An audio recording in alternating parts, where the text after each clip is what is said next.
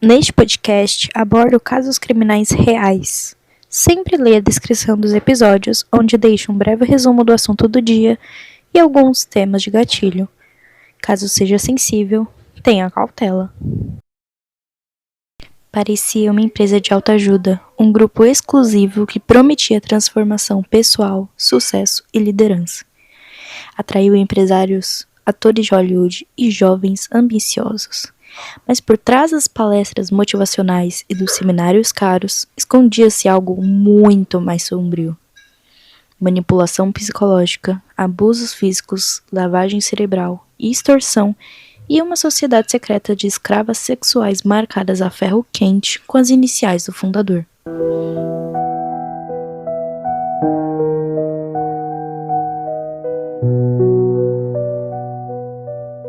Olá a todos, meu nome é Melissa e esse é o podcast Papo Criminal, onde juntos vamos papear sobre diversos casos do Brasil e do mundo. Antes da gente começar e entrar nesse episódio, eu quero trazer alguns recadinhos.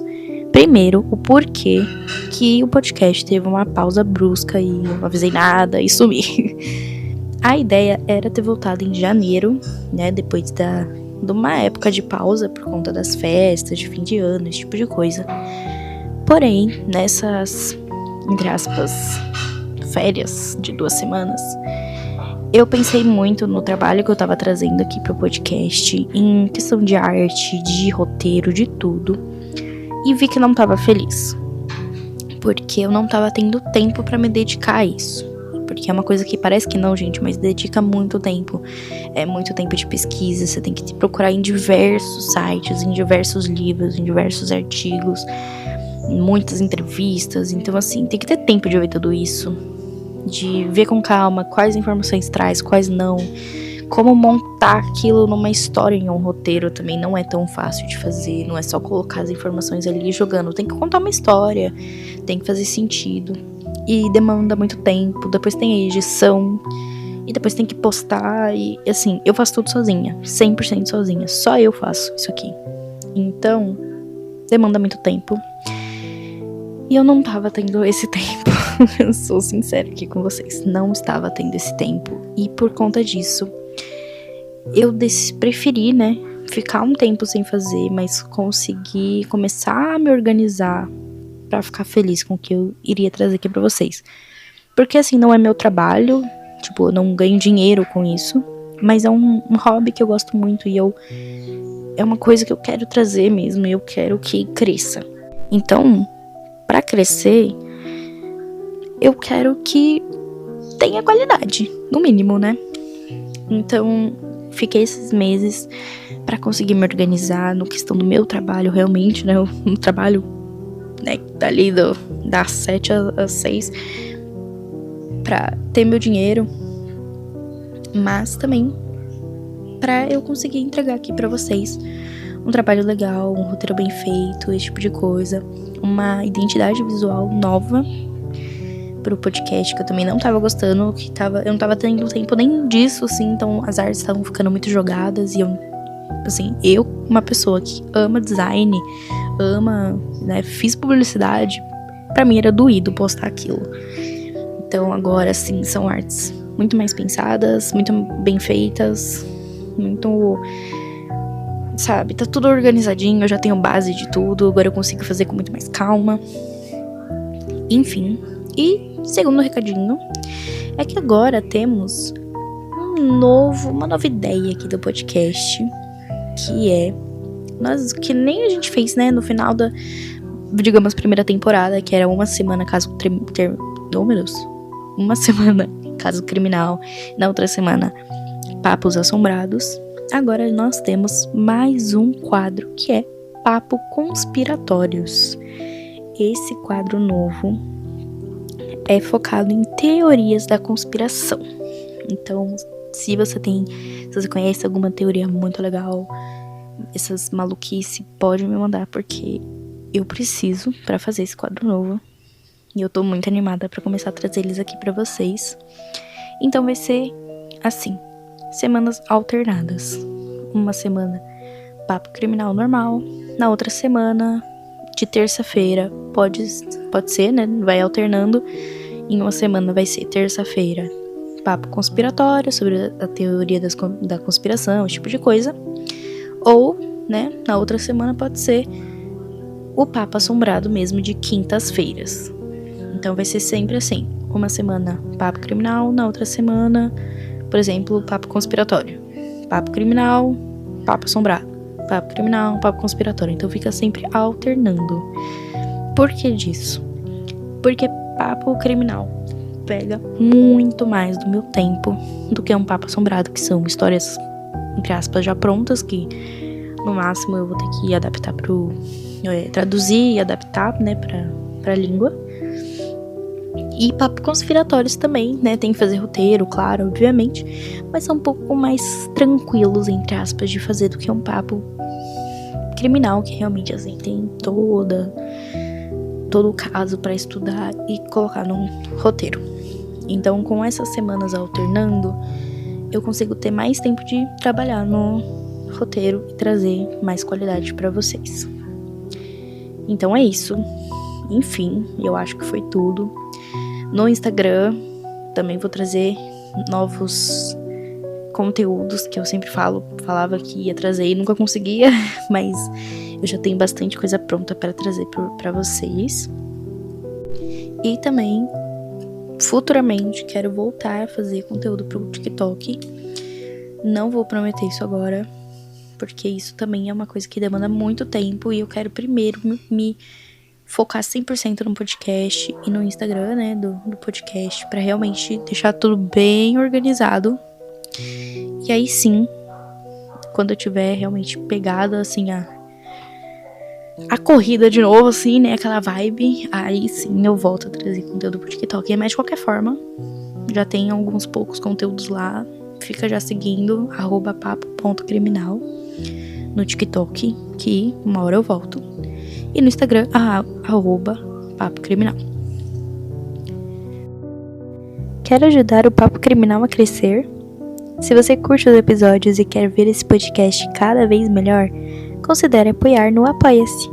Com a sua ajuda, eu posso investir em pesquisa, edição e equipamentos de qualidade para trazer conteúdos ainda mais envolventes. Acesse apoia.se/Papo Criminal e escolha seu nível de apoio. Cada contribuição faz toda a diferença para esse podcast existir. Mas enfim, falando sobre o episódio de hoje, nós vamos mergulhar na história real de Keith Raniere, um homem que se dizia um gênio, mas ele acabou preso como líder de uma seita criminosa, que é a NXIVM. Então a gente vai entender como tantas pessoas foram seduzidas por um sonho que virou um pesadelo.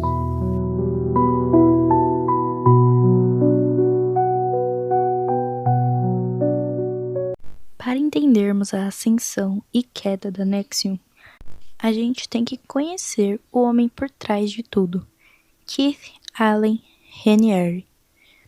O Keith nasceu em 26 de agosto de 1960 no Brooklyn, Nova York. Ele era filho único de James Raniere, um executivo de publicidade, e Vera Oshpiko, uma instrutora de dança de salão. Esse sobrenome dela é muito difícil, gente, não me julguem. Ele teve uma infância e adolescência comum, mas teve um ponto importante. Ele tirava boas notas na escola e, ao fazer um teste de QI, ele obteve um resultado entre 188 e 194, que já é altíssimo. Mas isso não bastava para ele. O Keith dizia que, na verdade, o seu QI era de 240, como se ele fosse a pessoa mais inteligente do mundo. Essa ideia inflou o seu ego, assim, de uma forma descomunal. Em 1982, Keith se formou na Rensselaer Polytechnic Institute, praticamente na régua, mal passando, reprovando em várias matérias durante o período.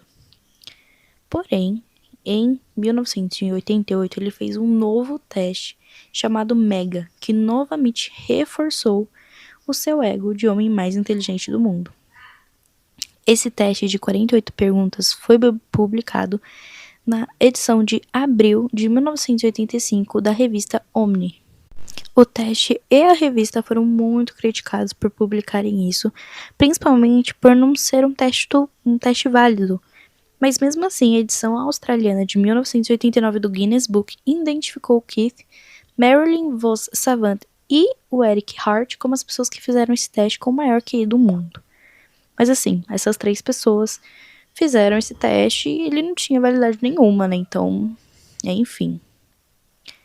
Ao longo da década de 1980, o Keith esteve envolvido com empresas de marketing, fundando sua própria empresa em 1990, a Consumers Buyline Inc., um clube de compras que oferecia descontos em troca de recrutamento. Porém, em 1993, o estado de Nova York entrou com uma ação alegando que o CBI, a empresa do Keith, era um esquema de pirâmide. Mas o Keith, ele não desistia. Em 1994, ele criou o National Health Network, que faliu 3 anos depois. Em 1996, ele assinou uma ordem de consentimento com o estado de Nova York, resolvendo o caso contra o CBI, sem admitir irregularidades. Ele concordou em pagar uma multa de $40 mil. Ele acabou pagando apenas $9 mil ao estado, apesar de ter reivindicado um patrimônio líquido multimilionário. Ele disse que não conseguia pagar o restante. A ordem de consentimento também proibiu Ranieri permanentemente de promover, oferecer ou conceder participação de um esquema de distribuição em cadeia, ou seja, um esquema de pirâmide. Keith conheceu Nancy Salzman em 1998. Ela era uma enfermeira e praticante de hipnotismo e programação neurolinguística. Os dois juntos fundaram o Executive Success Programs, o ESP, uma empresa de desenvolvimento pessoal que oferece uma variedade de técnicas voltadas para o autoaperfeiçoamento, ou seja, um conjunto de cursos de desenvolvimento pessoal e profissional que ensinavam estratégias para os participantes superarem suas, entre aspas, crenças limitantes, medos e ansiedades, e, portanto, realizarem seu potencial máximo na vida.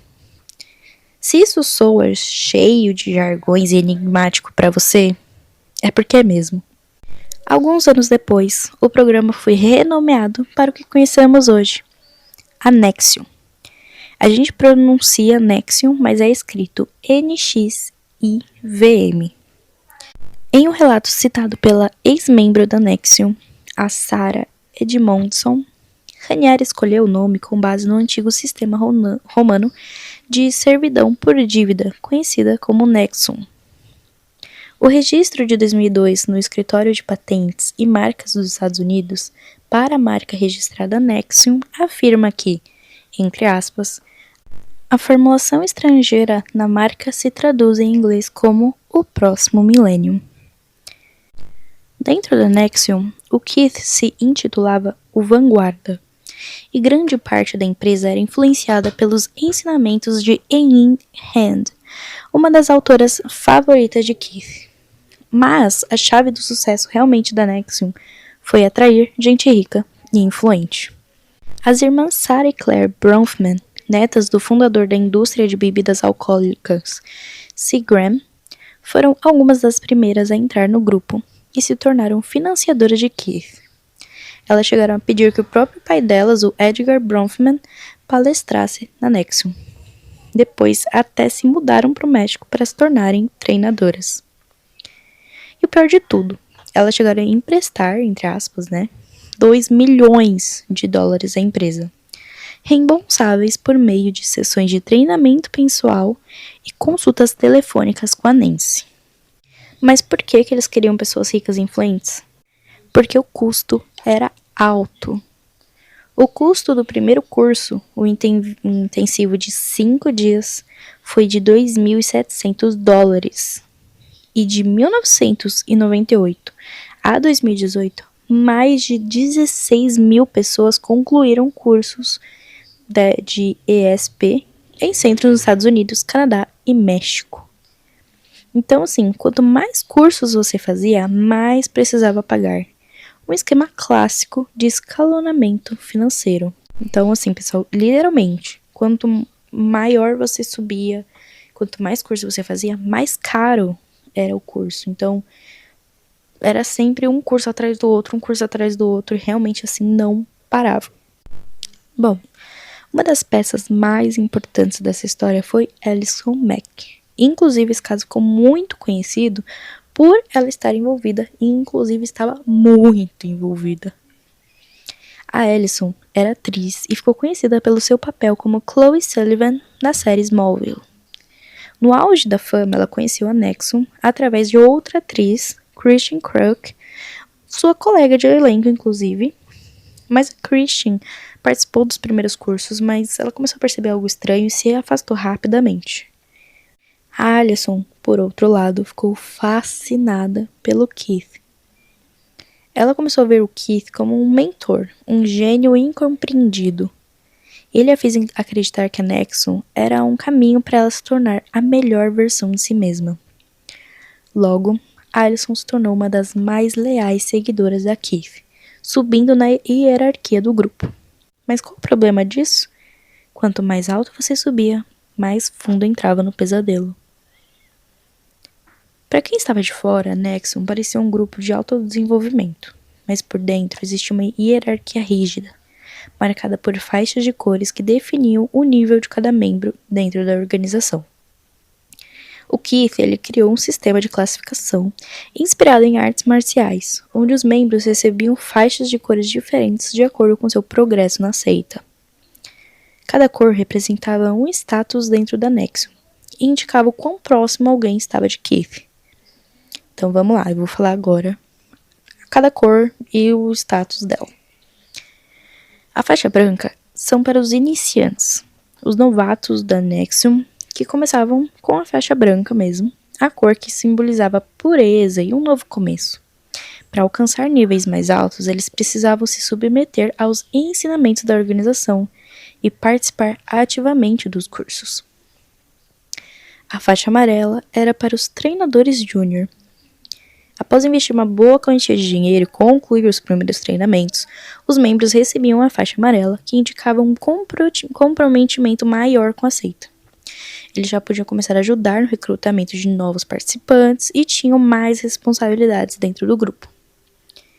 A faixa azul era para os treinadores sênior.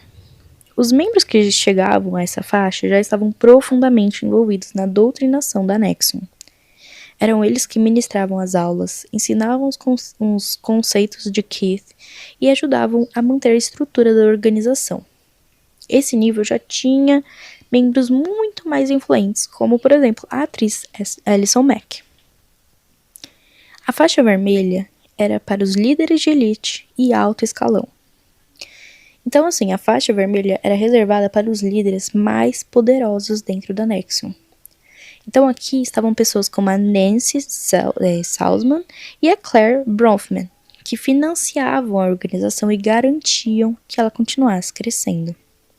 O pessoal da faixa vermelha eles tinham acesso direto ao Keith Raniere e eram responsáveis por ajudar a manter o controle sobre os seguidores. Também eram eles que ajudavam a criar novas formas de manipulação e recrutamento. E por fim, tinha a faixa preta, o Keith Raniere, o vanguarda, que era o único que usava a faixa preta. Ele era chamado, de vanguarda e se colocava acima de todos os outros como se ele fosse realmente um mestre absoluto. Os membros da Nexum eram incentivados a venerá-lo e tratá-lo como um ser superior, alguém que tinha respostas para tudo. Isso fazia parte da manipulação psicológica. Quanto mais próximo da faixa preta, mais iluminado e poderoso você deveria se sentir. As cores e as posições dentro da Nexum não eram apenas simbólicas, elas faziam com que as pessoas se sentissem parte de algo maior, como se estivessem subindo degraus em direção a um objetivo grandioso. Mas, na verdade, quanto mais alto você ia, mais fundo você ia. Em 2015, Keith criou um subgrupo dentro da Nexum e ele disse que era um grupo ultra secreto, reservado apenas para mulheres especiais, um grupo que as tornaria mais fortes, mais confiantes, mais livres. Bom, Esse grupo se chamava DOS, uma sigla para Dominus Obsequius Sororium, que significa Mestre das Mulheres Obedientes. E para entrar, as mulheres precisavam demonstrar total lealdade. As mulheres eram divididas entre mestres e escravas, e também usavam faixas para indicar sua posição dentro dessa subseita. Cada mestra deveria recrutar no mínimo 6 escravas, criando uma pirâmide de domínio e subordinação. Qual era a primeira exigência? Era fornecer um colateral, ou seja, informações pessoais, fotos comprometedoras, até confissões de crime, algo tão comprometedor que se elas tentassem sair ou quebrar o sigilo, elas teriam suas vidas destruídas. Inclusive, eles realmente pediam esse colateral não só ali no começo, eles pediam o tempo todo. Praticamente toda semana você tinha que dar um colateral, você sempre tinha que estar mandando uma foto nua, você tinha que, sabe, confessar um crime, dar uma informação pessoal, uma senha do banco, não sei o que, tipo. E aí era tanto que chegava uma hora que não tinha mais o que dar, sabe? Ninguém tem tanta coisa assim pra contar. Então, muitas das mulheres começavam a inventar coisas, realmente. Começavam a inventar a real. Falavam, eu já fui abusada por não sei quem. Tal pessoa cometeu tal crime. Eu já fiz não sei o que lá. E, tipo, eram coisas mentirosas, mas realmente, se elas não dessem, elas eram punidas.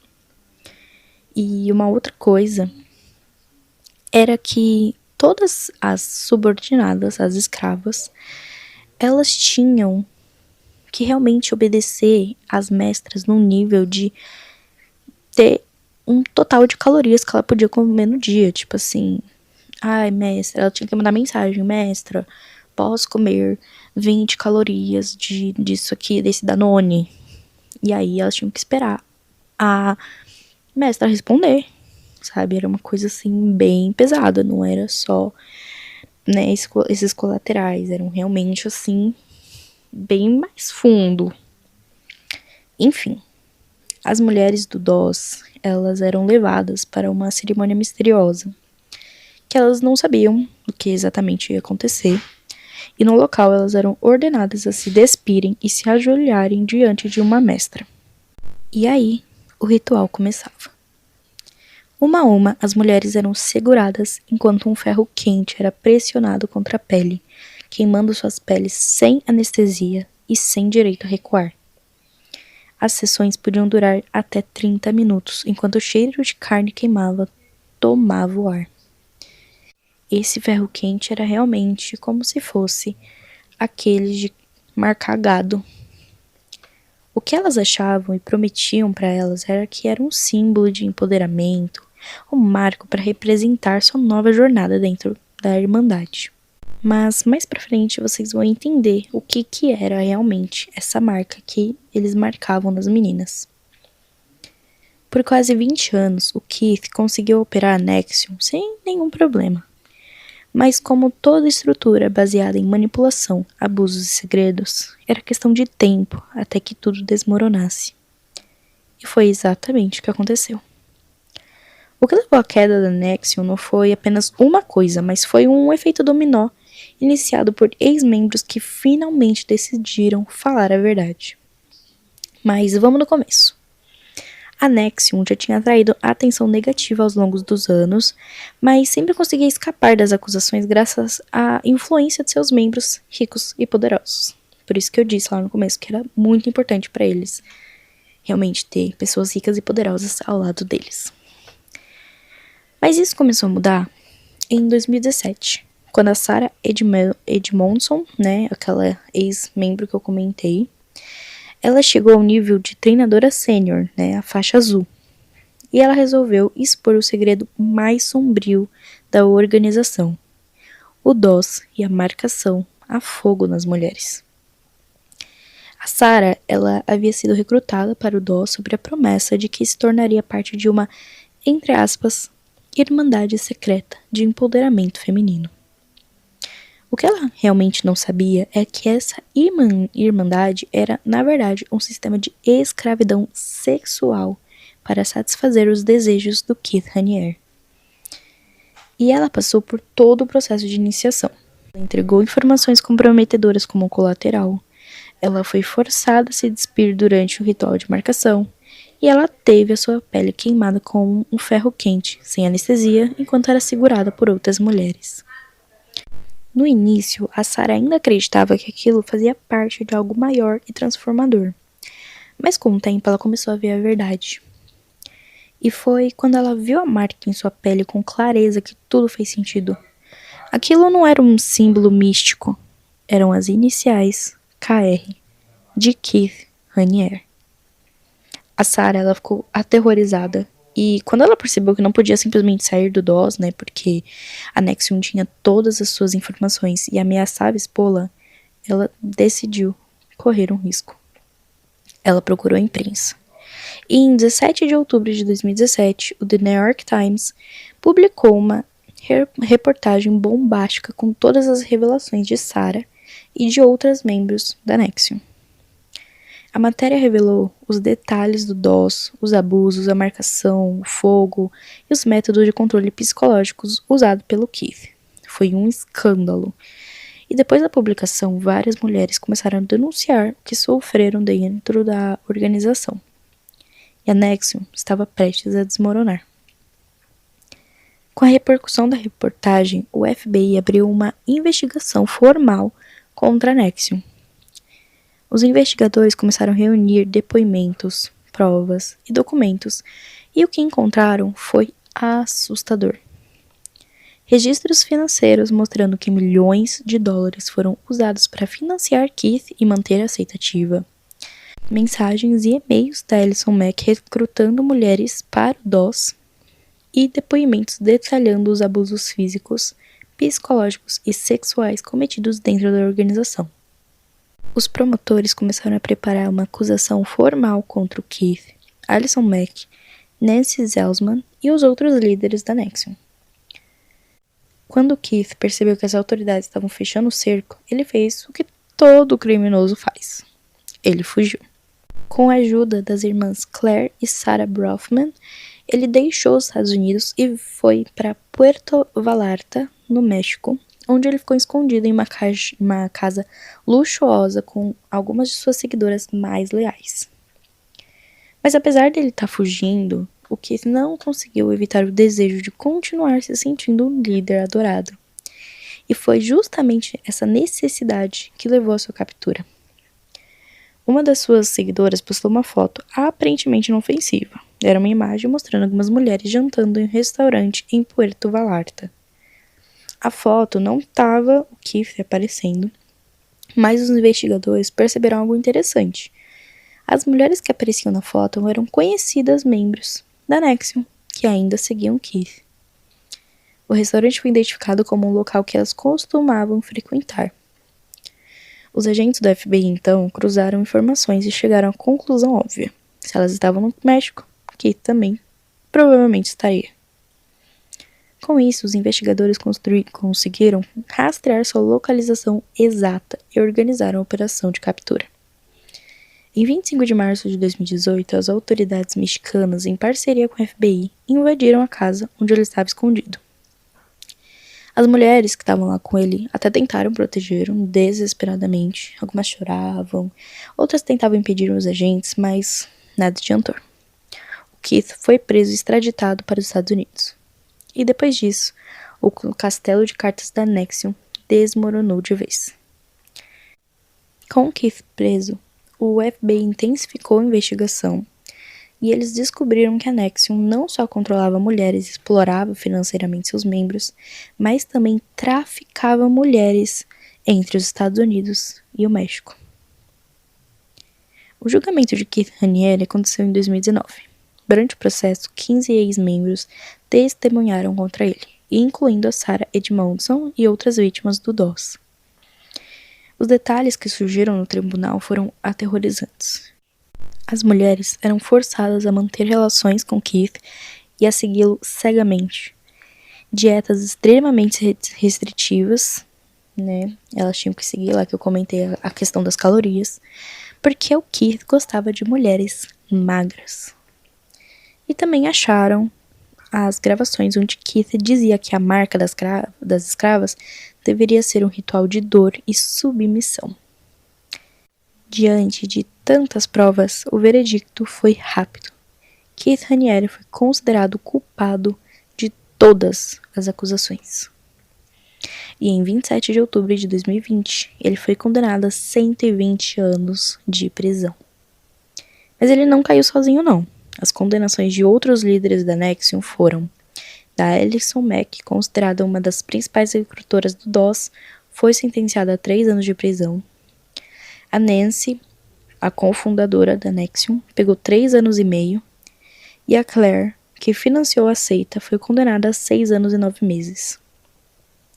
Com isso, a NXIVM foi oficialmente desmantelada, mas, por muito tempo, muitos seguidores do Keith continuavam por aí, sabe? Não é porque ele foi preso que a NXIVM realmente acabou.